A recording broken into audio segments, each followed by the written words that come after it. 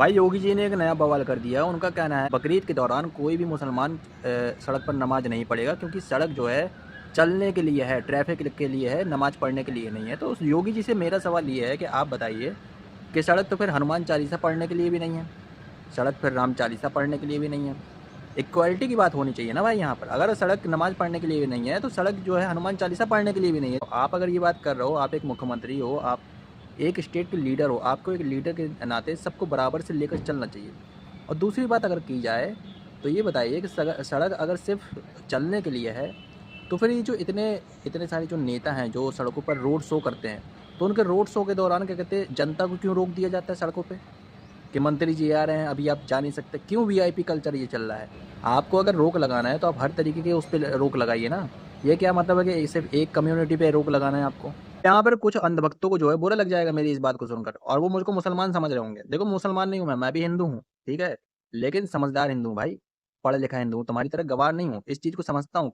देखो हमारा भारत का संविधान जो है ना, वो सबकी बराबरी की बात करता है।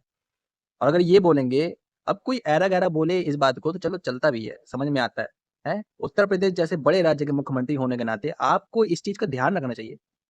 एक त्योहार आ रहा है, आप सोचिए किसी स्टेट में कोई मुसलमान क्या कहते वहां का मुख्यमंत्री हो, और वो इस तरीके से बयान दे कि कोई भी हिंदू रामनवमी के टाइम पर यहाँ पे जुलूस नहीं निकालेगा, बुरा लगेगा कि नहीं लगेगा? बुरा लगेगा ऑफकोर्स, बनी सी बात है भाई, बुरा लगेगा। तो आपको एक लीडर के नाते इस चीज का ध्यान देना चाहिए था। लेकिन बात यही है ना कि हमारे देश के नेताओं को भाई, सबसे कहना है मेरा, हमारे देश के नेताओं को जो है ये हिंदू मुस्लिम जात बिरादरी धर्म के नाम पर राजनीति करना इनको बहुत अच्छे से जाता है, क्योंकि इनको पता है ना कि यही इनका वोट बैंक है। आप इस टॉपिक पर बात करेंगे तो लोग आपसे क्या कहते हैं इन्फ्लुएंस होंगे। लेकिन एक सोचने वाली बात ये भी है ना भाई कि देखो, किसी मुसलमान का त्योहार आता है ना, या किसी किसी मान लो किसी हिंदू का त्योहार आता है, मान लो रामनवमी आती है, तो ये चीज किसी मुसलमान की तरफ से सुनने को नहीं मिलती है कि आप यहाँ पर ये मत कीजिए, आपको ये नहीं करना चाहिए, मतलब जुलूस नहीं निकालना चाहिए, तलवारें नहीं लहरानी चाहिए। किसी मुसलमान की तरफ से मैं कोई इस तरीके का बयान नहीं सुनता हूँ, ठीक है। लेकिन हमारे राजनेताओं को पता नहीं कौन सी खुजली है अंदर से कि ये पता नहीं क्यों माहौल बिगाड़ने पे तुले हुए हैं, क्यों यहाँ पर लोगों को लड़वाना है इनको। मैं नहीं समझ पा रहा हूँ, मतलब कैसी कैसी गंदी राजनीति है भाई।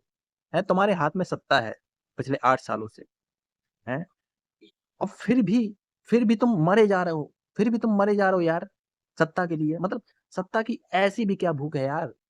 तुम्हारे हाथ में सत्ता है भाई 7-8 सालों से, अभी भी तुम उस कम्युनिटी को गिरा रहे हो, है, पूरी मुस्लिम कम्युनिटी को गिरा रहे हो जबरदस्ती, बेमतलब।